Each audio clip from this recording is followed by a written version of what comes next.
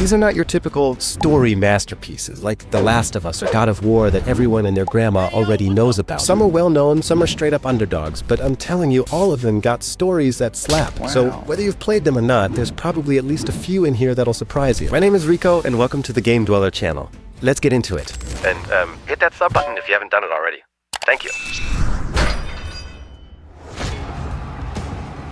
Well, this one surprised the hell out of me. I mean, it's Assassin's Creed. You expect sneaky kills, climbing stuff, stabbing people in historical cities, and yeah, all that's in there, but Odyssey hits different when it comes to story. It's less about assassins and more about you, Cassandra or Alexios, trying to hold a broken family together in the middle of a war-torn Greece. And let's be real, Cassandra is the definitive protagonist. Sorry, Alexios. This story dives into themes of betrayal, identity, and legacy, and it doesn't shy away from emotional weight. You're not just a mercenary, you're a sibling, a child, someone who's lost and trying to make sense of it all while facing literal gods and monsters. And that twist with the cult of Cosmos. Oh man, that was absolutely wild. It gives you a reason to care about every target you hunt. Also, let's not forget the way ancient Greek mythology woven into this grounded story. Fire. This is the game where the series leaned fully into RPG territory, and for me, it paid off big time. Yet here you are, acting so righteous.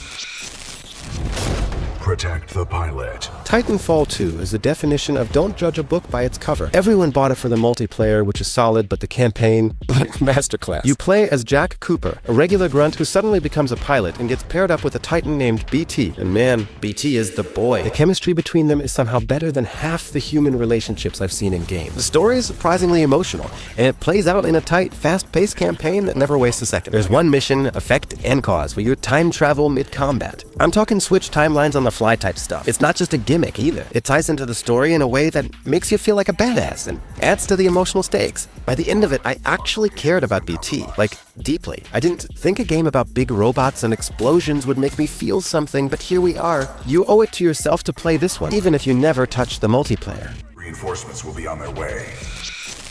What are you doing? Yeah, I know, Detroit Become Human is a pretty well-known game, but I have to admit I was super skeptical about this one. David Cage games are kinda hit or miss, but Detroit actually hit me way harder than I expected. It's set in a future where androids serve humans, and it plays with all the themes you'd expect. Free will, discrimination, revolution, but what makes it stand out is how personal it all feels. You play as 3 different androids, Kara, Marcus, and Connor, and no joke, all 3 of them have arcs that could have been standalone stories. Kara's journey especially had me on edge. It's not just about escaping, it's about protecting a child, surviving, finding humanity when you're literally not human. Connor's arc plays with morality and loyalty. Marcus, full-on revolutionary. You can make him peaceful or violent, messiah or martyr. The choices you make actually matter too. Not in a 2 slightly different endings way, but like whole characters live or die based on what you do. It's basically an interactive movie, but one that isn't afraid to punch you in the feels. Someone brought it in for them. They'll try to stop me. So here's the thing about Control. If you just glance at it, it kind of looks like your standard third-person action game. Cool powers, some floating enemies, throw some furniture around, but once you start digging into the lore, bro, it's like diving into an ocean of weirdness that somehow all connects. You're in this massive government building called the oldest house, and it's constantly shifting. Like, walls literally move. There are rooms that only exist if you believe they do. It's that kind of game. You play as Jesse Faden, and on the surface, she's looking for her brother. But underneath that, she's dealing with trauma, identity, power, and being the new boss of the Federal Bureau of Control, even though she doesn't know what that means yet. It blends this surreal, cosmic horror energy with super personal storytelling. By the end, you're not just fighting weird entities. You're questioning reality itself. It's honestly like the best parts of X-Files, Inception, and Twin Peaks had a video game debut. Federal Bureau of Control. Okay, hear me out. Everyone talks about Witcher 3, and yeah, it's a GOAT tier game 100,000 million%, but Witcher 2 is low-key even better in terms of political storytelling. It's way more focused, way more tense, and it leans hard into the gray morality that makes the series what it is. Nothing is black and white in this game. You're constantly asking yourself, am I doing the right thing? And the answer is always, kinda, maybe, I hope. You're still Geralt, still grumpy and lovable and slicing monsters, but the stakes here are very human. Assassinations, betrayal, manipulation, real Game of Thrones energy.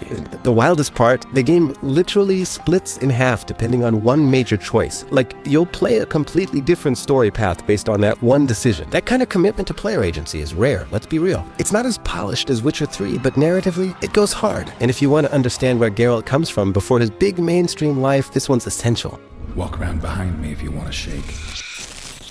You will not drive me from these forests. If you're into fantasy and somehow skipped Dragon Age Origins, you missed out on one of the richest story-driven RPGs ever made. BioWare went crazy with this one. From the very start, you get to pick your origin story, and it actually changes how the rest of the game plays out. You're not just some generic hero, you've got history, culture, and baggage, and the game never lets you forget it. The world of Ferelden is messy, full of politics, betrayal, ancient, evil monsters, and your choices actually ripple through it all. Like you can screw up entire factions, lose companions, and make alliances that change how the final war plays out. But the best part? The companions. Morrigan, Alistair, Liliana, these aren't just party members. They're complex, opinionated, and if you don't vibe with them, they will dip. The storytelling is mature, dark, and full of those quiet character moments that stick with you more than the big battles. This game doesn't hold your hand, and it doesn't need to. It trusts you to make hard decisions and live with them. And honestly, that's rare.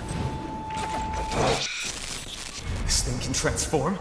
Okay, everyone and their robot knows Nier Automata, and yeah, it's phenomenal. But Nier Replicant, well, that's the real heartbreak. It's rougher around the edges, sure, but the storytelling, absolutely devastating. You play as a young man trying to save his sick sister in a post-apocalyptic world, and it seems simple at first, well, until it isn't. Like, not even close. This game pulls the rug out from under you multiple times. It makes you question everything you did in the first half once the second half kicks in. Then, if you go for all the endings, which you absolutely should, guess what? It flips the script again. What starts as a standard action RPG turns into a story about empathy, perspective, and sacrifice, where you realize that the monsters you've been fighting might not be monsters at all. Also, shout out to the soundtrack. It carries so much emotional weight that even walking through an empty field feels like a spiritual experience. And that final ending, it just, genuinely broke me into pieces. How can the beast still stand? The situation is under control. There's no emergency here. So, life is strange, right? Probably a lot of y'all at least heard about this game, but this one really does hit different, especially if you were ever a weird art kid in high school or went through an awkward coming-of-age phase, so like all of us. Nope. It's a slow, indie-feeling narrative game about a teenage girl named Max who can rewind time. But what it does with that time travel mechanic, genius. It's not just about solving mysteries, it's about the weight of your choices, about friendship, trauma, loss, and identity. Max and Chloe's relationship feels real in a way a lot of games struggle to pull off. Messy, raw, loving, flawed, and the story doesn't shy away from heavy stuff like abuse, regret, depression, but it never feels cheap. It earns those emotional moments. The ending still divides people, but that's part of what makes it stick. There's no perfect choice, only consequences. And that's what Life is Strange is all about. So close yet so far away. Dwellers, if you're enjoying the journey we've brought you in, please make sure to like and hit that sub button. It would mean a world to me. Thank you, and let's keep going. What's in this cave down here? You ever want to just go out into the woods and talk to someone over a walkie-talkie for hours? Sounds boring, right? Well, Firewatch makes it unforgettable. You play as Henry, a guy who takes a job as a fire lookout in the Wyoming wilderness to escape his messy personal life. Your only connection to the world is the voice on the other end of your radio. The story unfolds slow and quiet, but every line of dialogue feels meaningful. It's about loneliness, regret, escapism, and the tension of not knowing what's real or imagined. There's a mystery that starts to unravel, but really just a backdrop for these two broken people trying to connect in their own isolated ways. At the end, it's not about solving a big conspiracy. It's about dealing with your own demons. And that hits. It's a short game, maybe 4 or 5 hours, but it stays with you way longer. What is it? There's a bunch of empty cans up here. I dare you to play to the moon and not cry. This game looks like a retro pixel RPG, but don't let the graphics fool you. It's one of the most emotionally powerful stories I've ever experienced, and it doesn't even have combat. It's basically a playable short film, and it wrecks you. The premise: you're a scientist whose job is to enter dying people's memories and give them a final dream before they pass. Your latest patient wants to go to the moon, but he doesn't know why. So you dive into his memories to figure it out, and what you uncover is a slow, heartbreaking unraveling of love, trauma, and memory. The writing is clever, the humor is spot on, and the emotional build is absolutely stellar. It's a story about life and death, but more than that, it's about the tiny, quiet moments that make us who we are. I played it in one sitting and just sat in silence after the credits rolled. That kind of game. Salve, friend. This one snuck up on me. What started as a Skyrim mod turned into one of the most compelling narrative experiences I've ever played. The Forgotten City throws you into a mysterious underground Roman city stuck in a time loop. The catch? If anyone commits a sin, everyone suffers and the loop resets. No pressure, right? You're dropped in with 0 weapons and 0 hand-holding. It's all about talking to people, asking questions, figuring out who's lying, and slowly piecing together this massive interwoven mystery. Think Groundhog Day meets Ancient Philosophy 101, but somehow it works, and it works hard. The writing is incredibly sharp, the philosophical themes are legit deep, and the way the story branches based on how you interact with the world is just wild. The way you resolve conflicts through logic, empathy, or manipulation feels more satisfying than any boss fight. And depending on how you approach things, the ending can be shockingly hopeful or brutally honest. Pure gold. But I swear on my life this was no man. Man, this one hurts in the best possible way. Brothers don't use a single word of understandable dialogue. Everything's spoken in a made-up language, but the emotions are crystal clear. You control 2 brothers at the same time. Literally, each analog stick controls one, and they're on a journey to save their dying father. At first, it's kind of a gimmick, like, oh cool, I'm solving puzzles with 2 characters and all that, but then it starts to mean something. You grow attached to both of them. You start feeling their bond through gameplay, not cutscenes. And when the story shifts, it wrecks you. There's a moment toward the end, if you've played it, you know exactly what I mean, where the control scheme itself becomes storytelling. Wow, genius. It's short, maybe 3 hours tops, but the emotional payoff is on another level. No other game quite does what this one does. Come here, move away from me. Now here's one that didn't get the flowers it deserved. Enslaved is a post-apocalyptic action-adventure loosely based on the ancient Chinese novel Journey to the West. But don't worry, you don't need to know any of that going in. What you will notice is how strong the character work is. You play as Monkey, a lone fighter who gets chained, literally, to a tech-savvy girl named Trip. She forces him to help her survive a dangerous journey, and yeah, it starts off rocky. But what unfolds is a genuinely touching, beautifully written relationship that feels earned. The world is vibrant and haunting. Nature reclaiming old tech, decaying cities overrun by robotic remnants of war. And the story slowly shifts from survival to something much more human. The ending in particular hits this weird philosophical twist that had me sitting there like, wait, what did that mean? Also, Andy Serkis plays the lead. You know it's going to be quality with that man involved. Think more won't follow. Silas Greaves?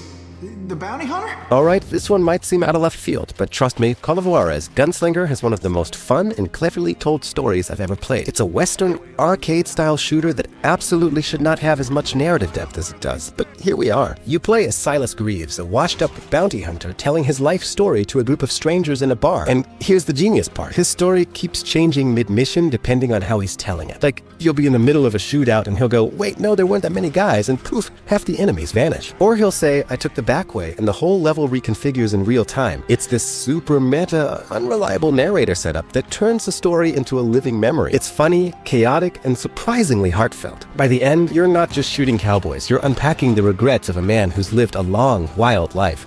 Totally slept on gem, you know? Indeed I did, son. Indeed I did. We're ending this list with one of the most unique and flat-out brilliant stories ever packed into a handheld game. Ghost Trick is a DS classic where you play as a ghost. You're dead from the jump, and your job is to solve your own death by manipulating objects in the environment as a spirit. Every chapter is basically a mini-puzzle where you hop between lamps, fridges, phones, whatever to alter events and save people's lives. But the story? Oh man, it spirals. What starts off as a quirky little detective story becomes this massive web of plot twists, memory loss, hidden identities, and fate. And by the end, it pulls off a twist so wild and so earned that I literally sat back and clapped, alone, in my room. The characters are full of charm, the pacing is tight, and the ending wraps everything up perfectly. If you like stories that mess with your head but also wrap around full circle in the most satisfying way, this is your game. If you've played any of these, let me know your thoughts down in the comments. And if I missed a hidden gem with a killer story, or maybe you got your own top of the best story-driven games, drop it. I'm always looking for the next emotional roller coaster. Fellow dwellers, game hard, game long, and remember to eat, sleep, and maybe see some sunlight once in a while. Peace.